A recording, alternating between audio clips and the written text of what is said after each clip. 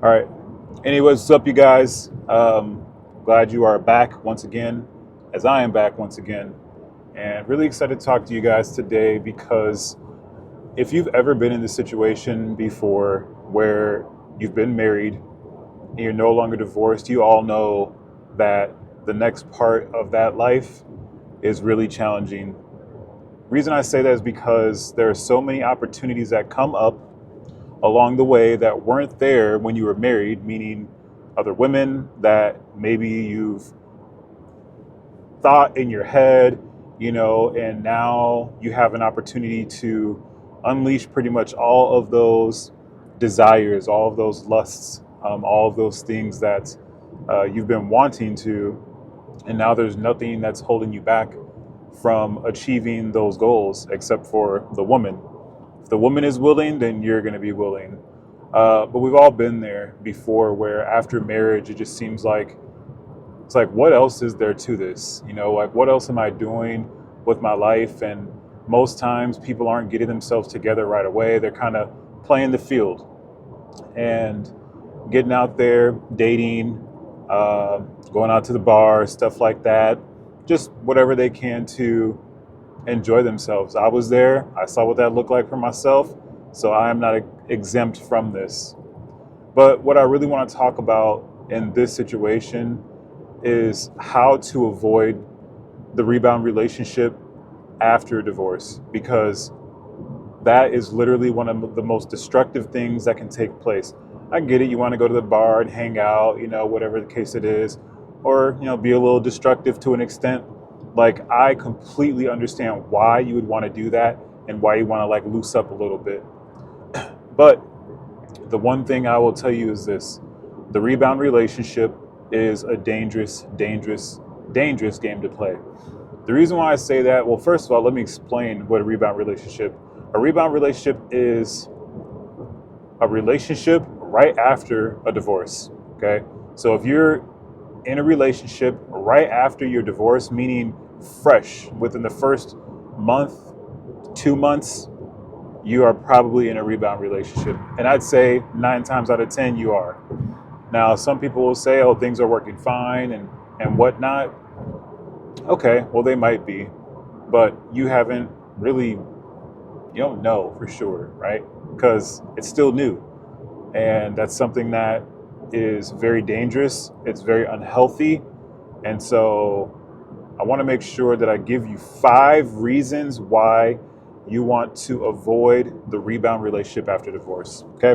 So I had to write them down because I can't use my phone. And oh gosh, also dealing with traffic at the same time. So I really have to be careful because around this time it gets pretty bad. And the last thing I want to do is run into a problem um, with these cars around me. But number one, the number one thing you are going to end up have happening is you're not going to pay attention to the red flags that come up with the new relationship. You're going to see her, she's going to be attractive, you're going to think she's all that in a bag of chips, old school saying. But if you know what I'm talking about, you're just thinking that she's just fine as all ever, right? But the thing is, it's only because you're looking for companionship. You're looking for sex.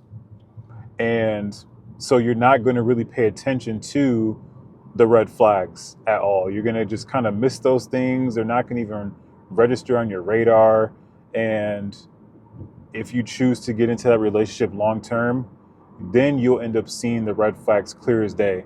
They were there, you saw them, but you just didn't care enough because she was that good looking where you were just willing to let go of whatever those red flags are. I don't know exactly what those things could be to you, like what makes you feel like this is something that could be a red flag or a trigger that says, this is a kind of a deal breaker, but I don't know for sure. And I'm just going to kind of pursue it to see what happens with that.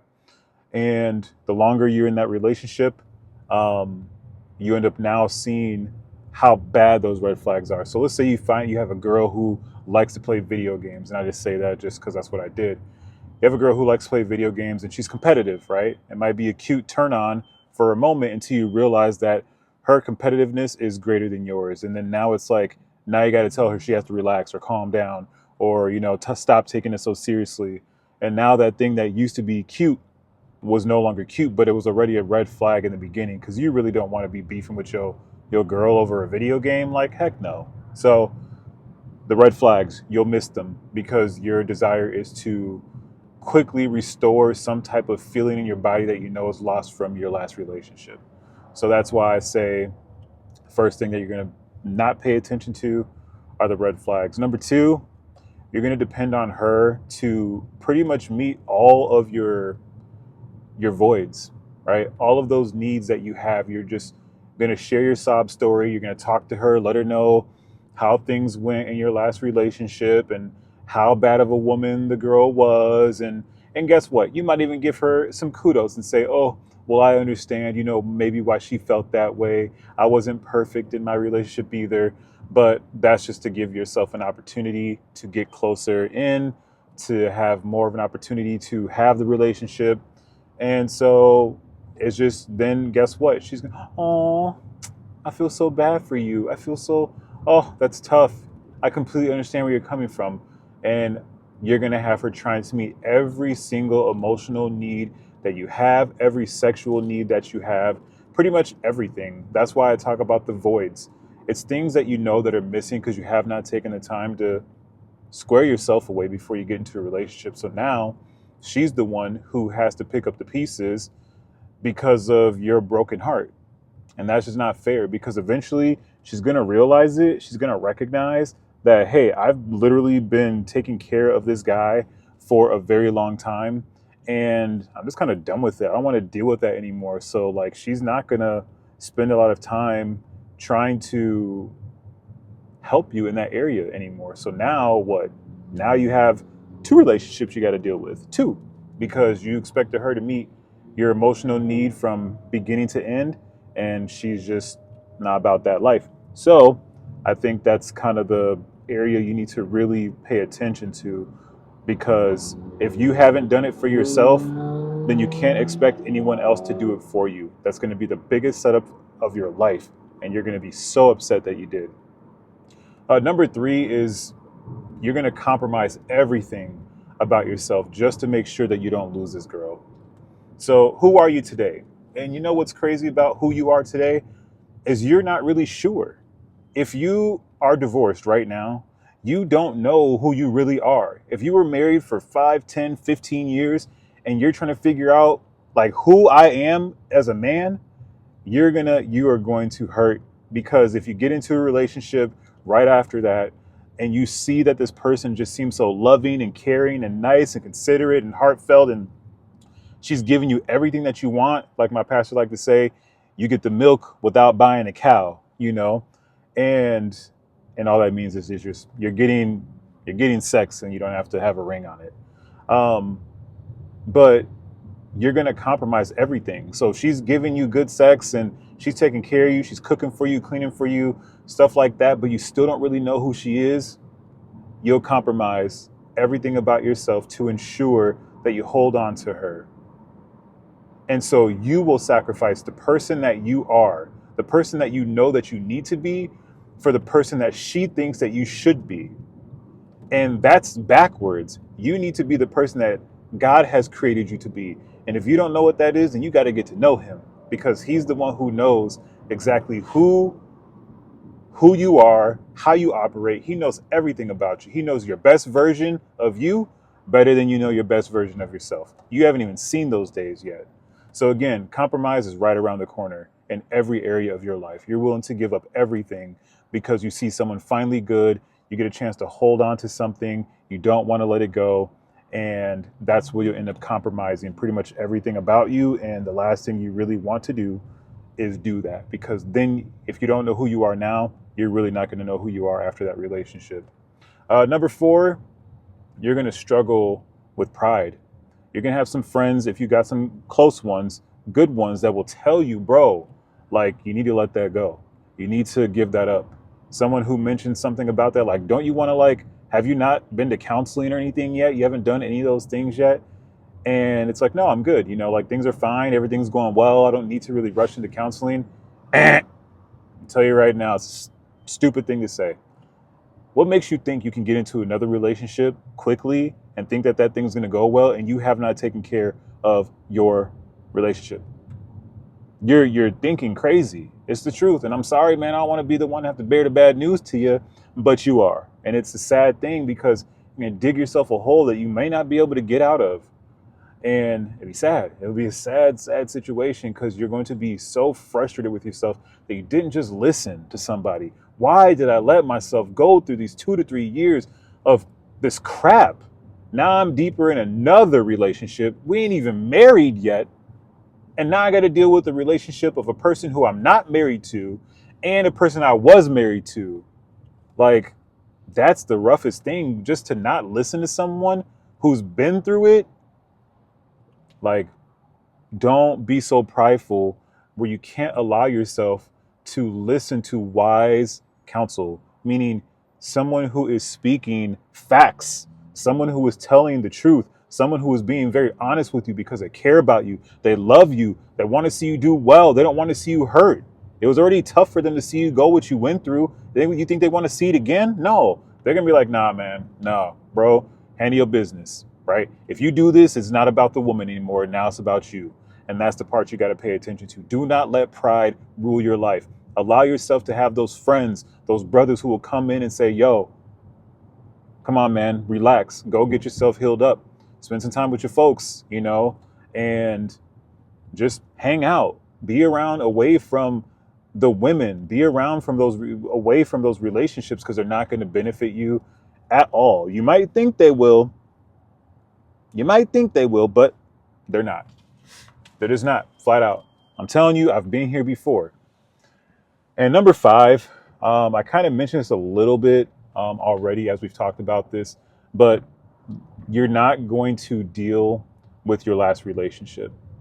So you already have one that you came out of, and it could have been very devastating, extremely devastating, to the point that it has you rushing to go fill a void with somebody that really doesn't deserve you right now, that you don't deserve to be with.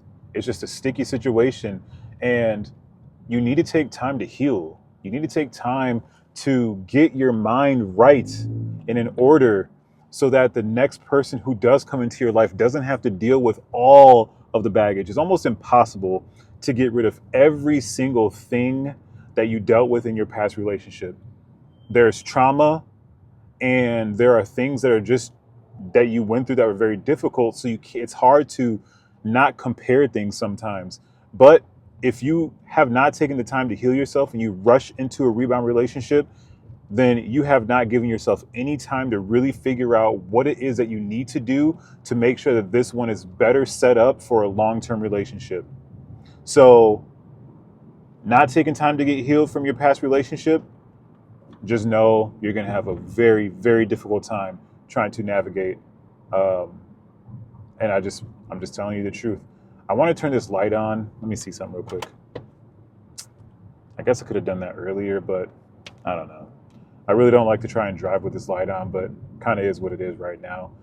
So, because I know it's getting dark, but so don't be upset. It's just maybe this is what I got to do going forward to get some type of ring light or whatever the case it is for the next videos. But again, I've gone over 5 areas that I believe will be very helpful for you if you just pay attention to what's being said. Really think about these things. Don't just say, I don't agree with that. Do some studying first before you don't agree with something. Do your own research. I had to live it, okay? I lived it, so I understand what that stuff looks like, and it's not fun. It is not fun getting into a relationship with somebody because they tell you that you're cute and that you're a good-looking man and that you're a sweet man. And it's all the things that you wanted to hear from your ex, all the things that you wanted to hear, and you know when it got bad, all those things stopped being mentioned to you. So now you have someone who's willing to come in and share all that again with you. Oh, you're going to eat that up. So stay away from that harlot, right? That siren, and focus on getting yourself together, because the rebound relationship is not worth it at all. I'm telling you now, it's not. The last thing you want to deal with is getting a girl pregnant who you barely know, and now you're locked in. And now you get to see the true colors come out after the fact. Whew. Nah, bro, I'm cool. I'm good. I learned, right? I learned my lesson. Not that I ever got anyone pregnant, but I realized after 2 to 3 years, I wasted so much time, and I wish I would have listened before. So, on that note, please take this information, replay it again, comment below on what you think. Is there anything else that I'm missing? Is there anything else that you could include in this? Because, of course, there's more. I have more too, but I thought that 5 would be good enough. So, on that note, you guys have a great time doing whatever it is that you do, and I'll talk to you soon. All right, later.